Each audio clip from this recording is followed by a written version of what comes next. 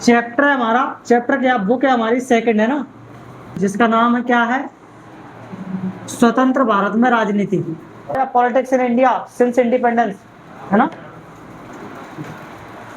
तो पॉलिटी की second book है ये, है ना। फर्स्ट बुक तुम्हारी वर्ल्ड पॉलिटिक्स के बारे में है और सेकंड बुक तुम्हारी किसके बारे में है, इंडियन पॉलिटिक्स के बारे में, ठीक है। तो इसमें हम भारत की राजनीति के बारे में पढ़ेंगे और पहली बुक में हम लोगों ने दुनिया की राजनीति के बारे में पढ़ा, उसमें से हम लोगों ने 3 चैप्टर कर लिए हैं और इसका आज हम फर्स्ट चैप्टर स्टार्ट करें। 3 चैप्टर हो गए शुरुआत में।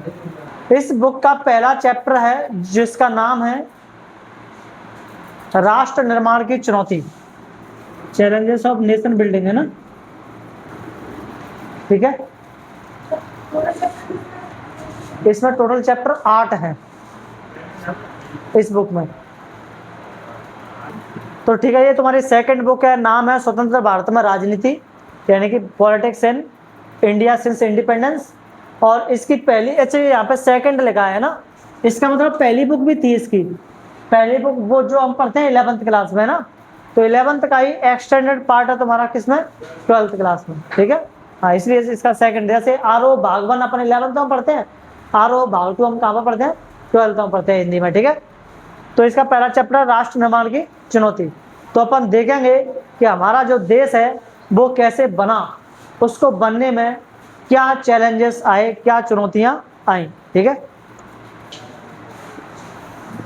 हम आजाद हो गए थे कब, आजादी इंडिपेंडेंस हमें कब मिली थी, 15 अगस्त 1947 को, है ना। जब हमें आजादी मिली तो हमें है, हाँ क्या दिक्कत है, चुनौती या चुनौतियां,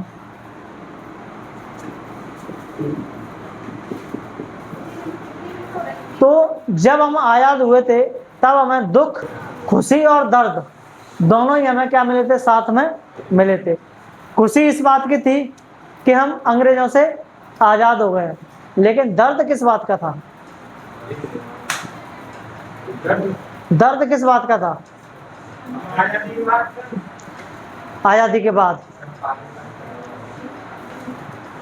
गांधी जी को बड़ा गहरा दुख हुआ था जब ये विभाजन हुआ था, है ना।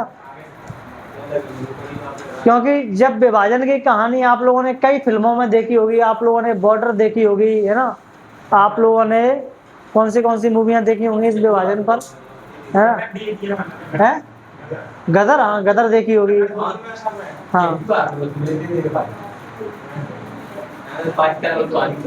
भारत की आजादी पर बनी मूवी कौन सी है,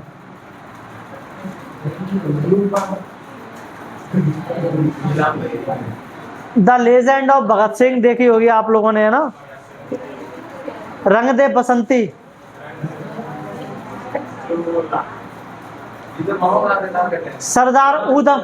सरदार ऊधम सिंह एक मूवी है, मंगल पांडे एक मूवी है ना, और सुभाष चंद्र बोस पर एक पूरी की पूरी, है ना, हाँ पूरी की पूरी एक सीरीज बनी है, वेब सीरीज, जिसका नाम है द फॉरगॉटन हीरो, है ना, जिसको सबने भुला दिया, जबकि आजादी में उनकी भी बहुत महत्वपूर्ण भूमिका थी, है ना।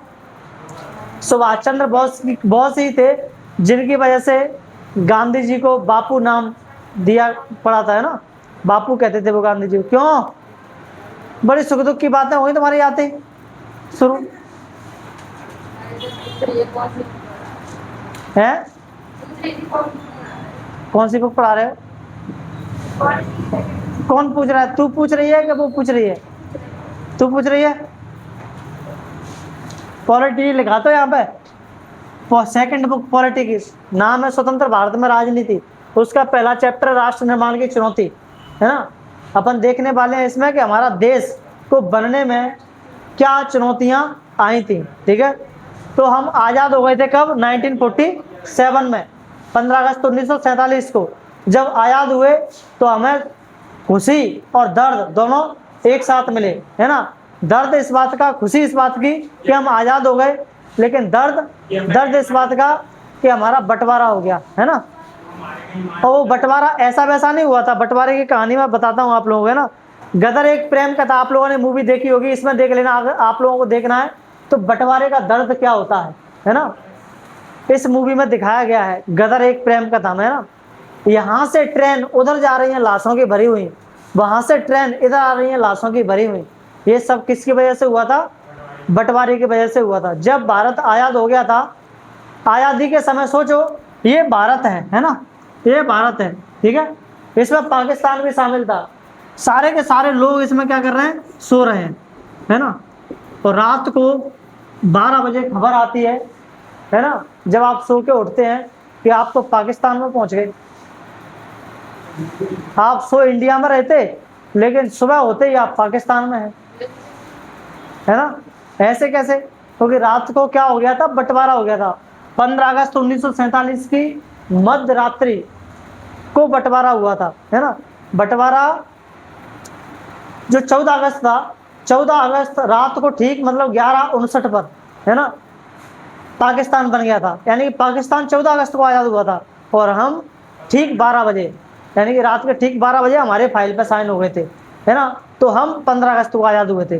तो रात को ठीक 11:59 पे ये काम किया गया था, क्योंकि हम नहीं चाहते थे इस पाकिस्तान के साथ आज़ाद होना, है ना। हमने कहा था कि हमें आज़ादी इनसे अलग चाहिए, इसलिए ये तय किया गया कि हम 11:59 पर पाकिस्तान की फाइल पर साइन कर देंगे और 12 बजे किस पर साइन कर देंगे? इंडिया के फाइल पर साइन कर देंगे, ठीक है। तो इस तरह से 14 अगस्त को, है ना, पाकिस्तान बना और 15 अगस्त को कौन बना? इंडिया बना, है ना। और तब तो जनता तो सो ही रही थी, जनता तो सो ही रही थी। रात को क्या पता जनता को क्या चल रहा है क्या नहीं चल रहा। जब सुबह उठे, न्यूज देखी, तब पता चला कि भैया हम तो पाकिस्तान में पहुंचे, है ना। क्योंकि इधर वाला जो एरिया था, ये तुम्हारा जो इंडिया है ना, इस इंडिया के इस हिस्से में पाकिस्तान बना और इस इंडिया के इस हिस्से में भी क्या बना? पाकिस्तान बना, है ना। इंडिया का ये वाला हिस्सा कहलाएगा तुम्हारा ईस्ट, यानी कि पूर्व, और ये वाला हिस्सा कहलाएगा तुम्हारा वेस्ट, यानी कि पश्चिम, ठीक है। तो इसको बोला गया ईस्टर्न पाकिस्तान और इसको बोला गया वेस्टर्न पाकिस्तान, ठीक है, पश्चिमी पाकिस्तान। हेलो,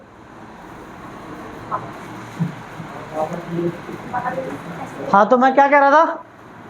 इसको ईस्टर्न पाकिस्तान कहेंगे, इसको क्या कहेंगे? वेस्टर्न पाकिस्तान, पूर्वी पाकिस्तान और पश्चिमी पाकिस्तान, ठीक है। अब चुप हो जाएंगे। अब जैसे ही, अब देखो, ये पूरा का पूरा तुम्हारा इंडिया ही था पहले, है ना। अब यहाँ के लोग तो इंडिया में सो रहे थे रात को, यहाँ के लोग भी इंडिया में सो रहे थे रात को, लेकिन सुबह टेलीविजन जैसे इन्होंने चालू किए, टीवी, पता चला कि ये तो कहाँ पहुँच गए? पाकिस्तान में पहुँच गए, है ना।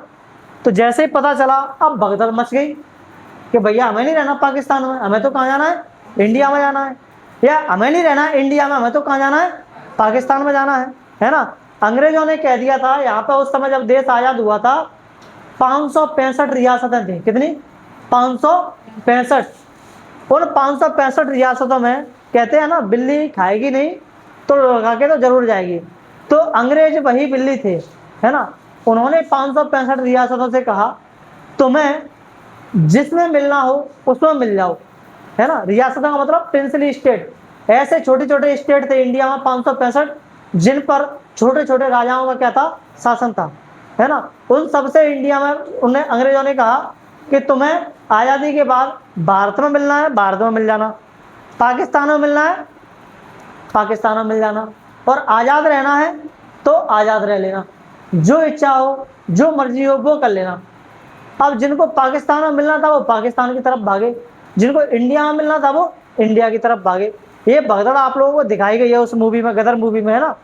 ऐसी ही एक मूवी शायद वो थी, सलमान खान की मूवी थी, भारत थी, कौन सी थी, जिसमें वो लड़की को पाकिस्तान में छोड़ने के जाता है कि पाकिस्तान से लेके आता है? बजरंगी, अच्छा बजरंगी भाईजान थी, है ना। हाँ, बजरंगी भाईजान, जिसमें लड़की को छोड़ने जाता है कहाँ पर? पाकिस्तान में। तो वो भी इसी, है ना, विभाजन पर, डिवीजन पर बनी ही क्या थी? मूवी थी, है ना। इसमें लोगों को मौका दिया गया था, 1 साल का मौका दिया गया था। कितना दिया गया था? कि 1 साल के अंदर, है ना, पाकिस्तानियों को अगर भारत में आना है, तुम वहां रह लो, अच्छा ना लगे तो आ जाना भारत में। पाकिस्तान में जो रह रहे हैं उनसे एक आ गया। अब इंडिया के लोगों को, हिंदू या मुस्लिम जो भी थे, उनसे कहा गया तुमको यहाँ पे अच्छा लग रहा है तो रह लेना, यहाँ पे अच्छा ना लगे तो पाकिस्तान में चले जाना, है ना। तो कुछ ऐसी व्यवस्था चली थी। इसी पर मूवियां बनी है कि कैसे, है ना, ये इधर उधर हो रहे थे। और फिर बॉर्डर के आसपास कैंप बनाए गए थे। उन कैंपों में जनता, है ना, जब इंडिया से पाकिस्तान की तरफ जा रही है तो बीच में रुकने के लिए भी तो कुछ चाहिए ना, तो उन कैंपों में रहे। और जब यहाँ से लोग पाकिस्तान में जा रहे थे तो पाकिस्तान के लोगों ने, मुसलमानों ने मारकाट मचाई बहुत ज़्यादा। और इंडिया, पाकिस्तान से इंडिया में आ रहे थे तो इंडिया के कुछ लोगों ने भी मारकाट मचाई, है ना, मुस्लिमों की बहुत ज़्यादा। कई सारी महिलाओं के साथ रेप हुए, कई सारी लड़कियों के साथ बलात्कार हुए, है ना। आर्मी ने खुद ऐसे कांड किए। सोचो, ये दर्द, ये था दर्द, है ना। यानी कि विभाजन के समय हमें ये सब मुफ्त में मिला था, है ना, कि बंटवारे के समय भयंकर दर्द हमें सहना पड़ा। पाकिस्तान में कई कई परिवारों के साथ तो ऐसा हुआ कि जैसे कोई हिंदू परिवार पाकिस्तान में पहुंच गया है ना, लगभग बताते हैं कि 14% हिंदू थे जो पाकिस्तान में उस समय गए थे। यानी कि 100 लोगों में से 14 लोग कौन थे? हिंदू थे। जो हिंदू थे, मुसलमानों ने उनको जोर जबरदस्ती, है ना, तलवार के दम पर, है ना, बंदूक की नोक पर सबको कन्वर्ट करना क्या कर दिया, शुरू कर दिया। किसमें? मुस्लिम में। कि सब या तो मुस्लिम बन जाओ, इस्लाम अपना लो, या फिर गर्दन उड़ा दी जाएगी, है ना। तो ऐसी जब उन्होंने मारकाट मचाई तो ज्यादातर हिंदू कन्वर्ट हो गए किसमें? मुस्लिम में। यानी कि ज्यादातर हिंदू क्या बन गए? मुस्लिम बन गए, है ना। और वहां पर यह भी हुआ कि हिंदुओं के घरों पर जब वो जाते थे तो अगर उनको महिलाएं, बच्चियां मिलती, सबके साथ क्या करते? रेप करते। कई कई परिवारों की तो ऐसी कहानियां देखने को मिलती हैं कि परिवार ने अपना पूरा का पूरा, मतलब अपना परिवार खुद से ही खत्म कर लिया। जैसे मैं हूँ, मेरे परिवार में मेरी 2-3 बहनें हैं, मेरी बीवी है ना, बच्चियां हैं। अब मेरे को डर है कि कहीं मुस्लिम आ ना जाए। आ गए तो सबसे पहले किसके साथ अत्याचार होंगे? इन महिलाओं के साथ, इन बच्चियों के साथ अत्याचार होंगे। तो मैंने क्या किया, सबको जहर खिला दिया, सबको मार दिया और अपन भी खा के मर गया। तो ऐसे ऐसे परिवार, कई लोगों ने अपने परिवारों को ऐसे एकदम क्या कर दिया, खत्म कर दिया, ताकि इन दरिंदों के अत्याचार ना सहने पड़े। तो ये था क्या? दर्द, है ना। ऐसे दर्द में हमें खुशी कितनी मिली? बहुत कम। और जब बंटवारा हुआ तो ऐसे बंटवारा नहीं हुआ था। जैसे अपनी कोचिंग है ना, कोचिंग पे बीच में लाइन आ रही है एकदम, इधर पाकिस्तान में चला गया आधा हिस्सा, इधर चला गया इंडिया में, तो कोचिंग का भी आधा बंटवारा हुआ। इसकी आधी चेयर पाकिस्तान में गई, आधी चेयर हिंदुस्तान में गई। यानी कि हर एक चीज का बंटवारा किया गया था। जैसे हमारे घरों में 2 भाइयों के बीच बंटवारा होता है, वैसे ही, है ना। भले ही उसके पास एरिया कम था, पाकिस्तान के पास देखो कितना एरिया है ना, पाकिस्तान का एरिया बहुत कम है ना। और थोड़ा सा इधर था, ये बांग्लादेश वाला इलाका, तो एरिया तब भी इंडिया के जितना नहीं था। फिर भी संपत्ति पाकिस्तान के पास कितनी गई थी? आधी गई थी, है ना। तो ये था पाकिस्तान के विभाजन की, है। तो समझ में आया राष्ट्र निर्माण में क्या चुनौतियां थी, है ना। चुप हो जाओ। तो राष्ट्र निर्माण में, यानी कि नेशन बिल्डिंग में क्या प्रॉब्लम थी?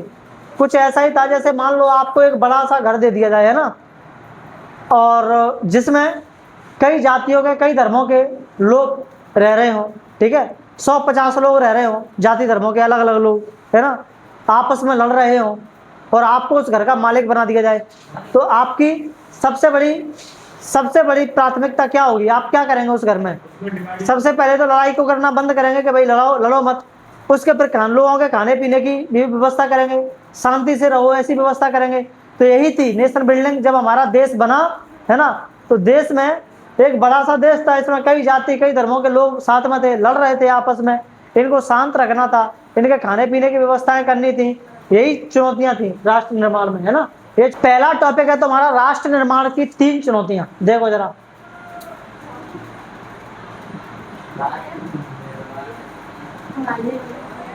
राष्ट्र निर्माण की चुनौतियां। एक चीज और नोट कर लेना, जब हमारा देश आजाद हुआ था उस समय नेहरू जी ने भाषण दिया था ना,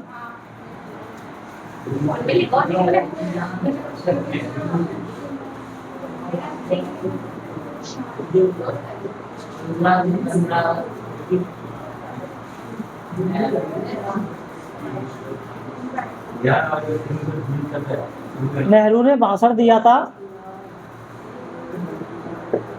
जिसको जाना जाता है किसके नाम से? Trust with destiny,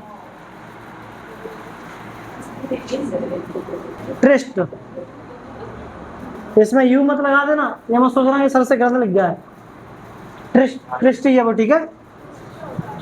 trust with destiny.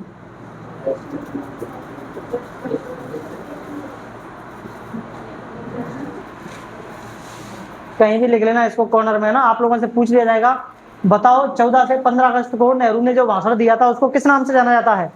तो किस नाम से जाना जाता है? ट्रस्ट विथ डेस्टिनी, ठीक है। ये जो ट्रस्ट है इसका मतलब है पहले से गुप्त तरीके से की गई मुलाकात, है ना। और डेस्टिनी का मतलब यहाँ पे डेस्टिनी का वर्ड का जो मतलब हुआ वो इस्तेमाल किया गया है, वो किया गया है वधू के लिए, है ना। जो वधू, वधू यानी कि वही वधू, बहू, ठीक है, वर वधू वाली वधू। तो इसका मतलब है कि एक ऐसी आज़ादी या किस्मत जिससे मिलने का वादा हमने खुद से बहुत साल पहले किया था, आज वो इंतज़ार खत्म हुआ है और हमारी उससे मुलाकात हो रही है ना। यानी कि उस डेस्टिनी यानी कि उस वधू से क्या हो रही है? हमारी मुलाकात हो रही है, ठीक है।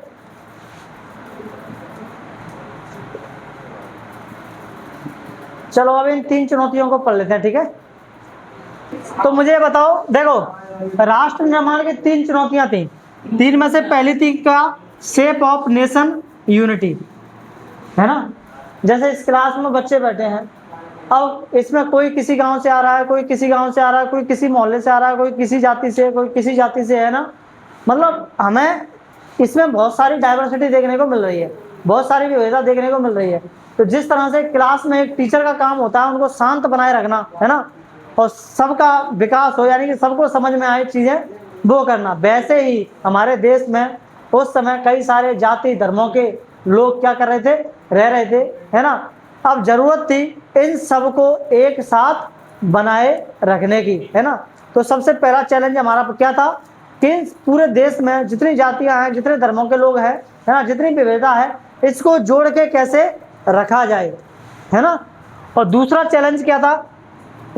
एस्टेब्लिश डेमोक्रेसी, यानी कि लोकतंत्र को कायम रखना। हमने जब हमारा देश आज़ाद हुआ नहीं था उससे पहले हम लोगों ने तय कर लिया था कि हमारा देश लोकतांत्रिक व्यवस्था से चलाया जाएगा, है ना। हम लोग अपने यहाँ पे राजतंत्र नहीं लेके आएंगे, है ना, यानी कि मोनार्की लेकर के नहीं आएंगे, कोई राजा वाजा नहीं होगा। यहाँ पर कौन होगा? है ना, इलेक्शन होगा, इलेक्शन के द्वारा चुना हुआ एक व्यक्ति होगा जो इस देश को क्या करेगा? चलाएगा। और उस ऐसी व्यवस्था को हम कहते हैं डेमोक्रेसी, यानी कि लोकतंत्र।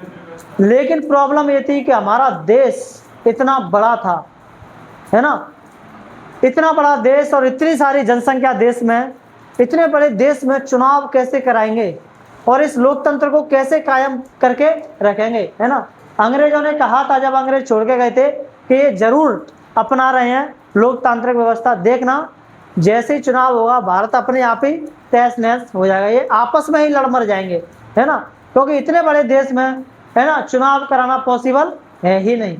अंग्रेज बड़े खुश हो रहे थे कि देखना एक दिन ये पूरा का पूरा भारत के जो लोग हैं आपस में लड़के, है ना, खत्म हो जाएंगे। किसकी वजह से?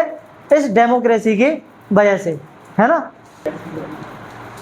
तीसरा जो बड़ा प्रॉब्लम था वो क्या था? सबका विकास सुनिश्चित करना, यानी कि डेवलपमेंट फॉर ऑल, ठीक है। तो अंग्रेज हमारे यहाँ पे आए थे तो क्यों आए थे? हमारे देश का भला करने के लिए या अपना भला करने के लिए? हाँ, महिलाओं के लिए कुछ काम अच्छे कर गए थे, है ना, बाकी वो किसी के लिए काम अच्छे करके नहीं गए हैं। क्या ऐसा ये था कि है ना, वो चलता था, क्या नाम है, जो पति मर गया उसके बाद पत्नी को भी जला दो, सती प्रथा चलती थी। सती प्रथा को बंद किया उन्होंने, है ना। किसी लड़की का पति मर गया है और बेचारी को उसको भी साथ में जला दो, ये कौन सी बात है। तो ये काम उन्होंने अच्छा किया, है ना। एजुकेशन को लेकर के, महिलाओं की एजुकेशन को लेकर के भी उन्होंने अच्छा काम किया, है ना। और क्या नाम है, जो तुम्हारा बाल विवाह वगैरह थे इनको उन्होंने रुकवाया। और विधवा पुनर्विवाह, जैसे कि किसी का पति मर गया, पहले पति मर गया तो पहले तो उसको जला ही दिया जाता था, उसको ठीक करवाया तो उस विधवा का विवाह नहीं होता था दोबारा से, तो विधवा पुनर्विवाह को भी उन्होंने शुरू करवाया, है ना। क्यों, किसी का पति मर गया है तो क्यों वो जिंदगी भर कुंवारी बैठी रहे, है ना, बिना पति के बैठी रहे। तो ये भी काम उन्होंने क्या किया, अच्छा किया। तो महिलाओं के लिए उन्होंने कुछ अच्छे काम किए थे, है ना। तो प्रॉब्लम ये थी, यहाँ पे प्रॉब्लम ये थी कि जब अंग्रेज भारत में थे तो हमारे भारत की अर्थव्यवस्था को उन्होंने एकदम तहस नहस कर दिया था, है ना। यहाँ से वो केवल और केवल कुछ ही अपना ही भला कर रहे थे, ना कि वो भारत के लोगों का भला कर रहे थे। तो सबसे बड़ी चुनौती यहाँ पे ये थी कि हमें ऐसी पॉलिसीज बनानी थी, है ना, आज़ादी के बाद, जिससे हमारे देश के हर एक व्यक्ति का क्या हो, भला हो सके, चाहे वो किसी भी वर्ग से आए, उसका भी क्या हो सके, विकास हो सके। तो ये एक सबसे बड़ी चुनौती थी, है ना। तो ये 3 चुनौतियां थी जो कि हमें इस चैप्टर में क्या करनी है, पढ़नी है, ठीक है। तो सबसे बड़े चैलेंजेस थे, ठीक है।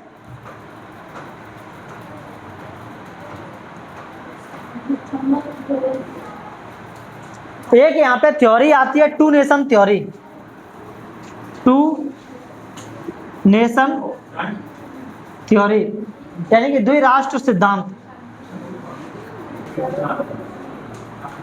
तो द्विराष्ट्र सिद्धांत किसने दिया था, मुस्लिम लीग ने दिया था। इस सिद्धांत के अनुसार क्या किया गया था, इस भारत को 2 राष्ट्रों में बांटना था, है ना। हिंदुओं को हिंदुस्तान दे दो और मुस्लिमों का एक अलग देश बना दो जिसका नाम रहेगा क्या, पाकिस्तान, ठीक है।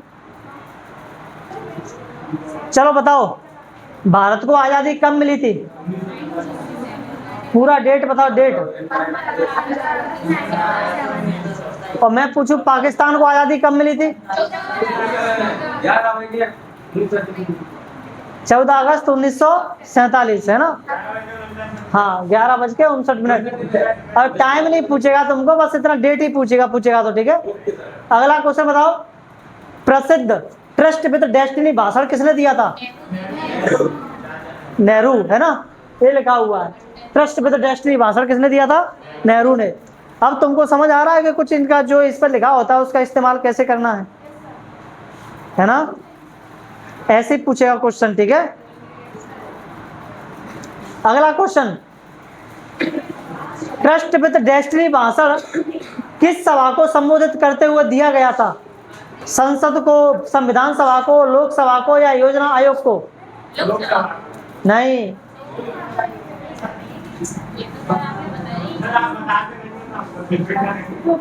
संविधान सभा में दिया था ना,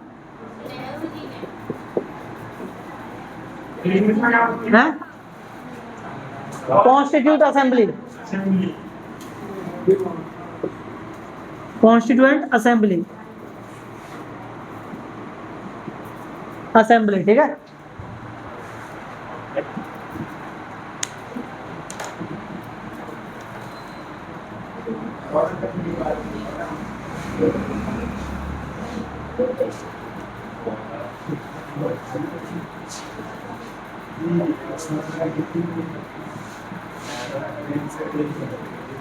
अगला क्वेश्चन है तुम्हारा, बताओ, फिल इन द ब्लैंक्स बनना है आप लोगों को, ठीक है।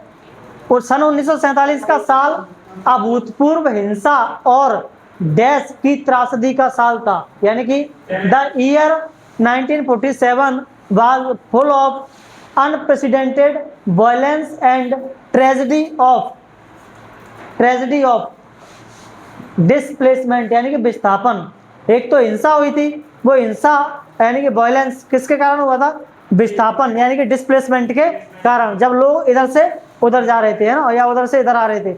अगला क्वेश्चन बताओ, ट्रू फॉल्स में बताना है आप लोगों को आंसर, ठीक है। After independence everyone agreed that India would be ruled by a military dictator. यानी कि आजादी के बाद सब इस बात पर सहमत थे कि भारत पर सैन्य तानाशाह का शासन होगा, सैन्य तानाशाह। हाँ, ऐसा कुछ था, ऐसा ही था।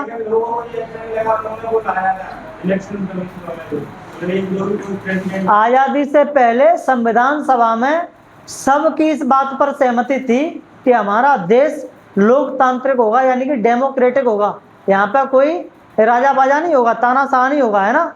तो ये रॉन्ग है, इसका सही आंसर क्या है ना, डेमोक्रेटिक कंट्री है हम। कैसे डेमोक्रेटिक, ठीक है। अगला क्वेश्चन बताओ।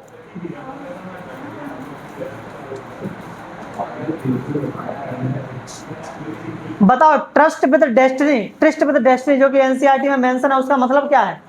जो एक सर हमने 12 किया ना, शुद्ध बताना, हमने 12 किया था पाकिस्तान से कि हम 12 पाकिस्तान बांटेंगे। 1947 में हमने पाकिस्तान बांट दिया, उसके बाद कैसे हम आजादी। ये है उसका मतलब, भाग्य बधू से चिर प्रतीक्षित भेंट, है ना। ऐसे लिखो ना इंग्लिश में, ऐसे लिख दो इसको इंग्लिश में, भाग्य बधू से चिर प्रतीक्षित भेंट। ऐसे ही लिखना है, क्या होता है इंग्लिश में, यही लिखना है। भाग्य बधू से भी लिखेंगे है, हाँ, चिर, ये जो लिखना है लिख ले फिर तू अपने भाषा में, ठीक है।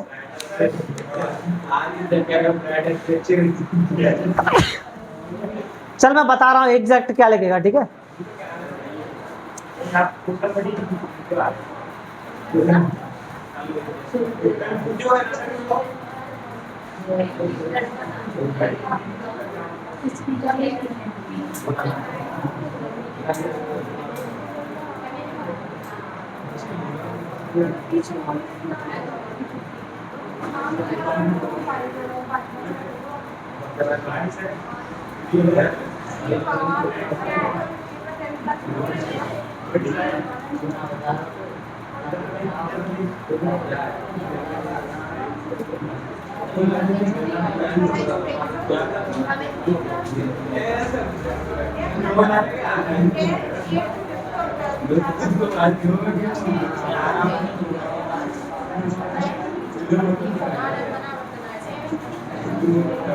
यही लिखा है यार इंग्लिश में भी, भाग्य बधू से चिर चिर प्रतीक्षित भेंट,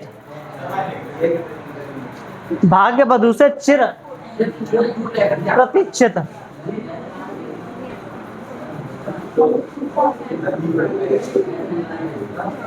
भेंट, ऐसे लिख लेना।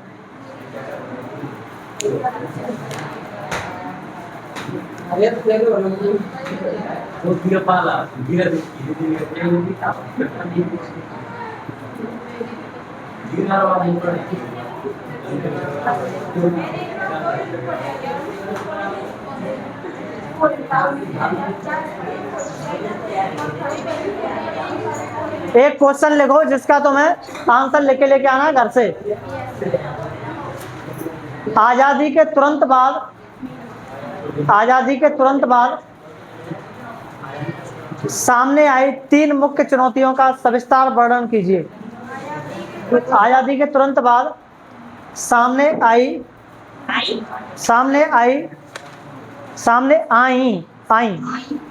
3 मुख्य चुनौतियों का सविस्तार वर्णन कीजिए। Detailed explanation of the 3, detailed explanation of the 3 चुनौतियों का सविस्तार वर्णन कीजिए। Explanation of the 3 major challenges, of the 3 major challenges that India faced immediately after independence, immediately after independence। भाई मैं कह रहा इसमें से पैसे कहाँ से निकले?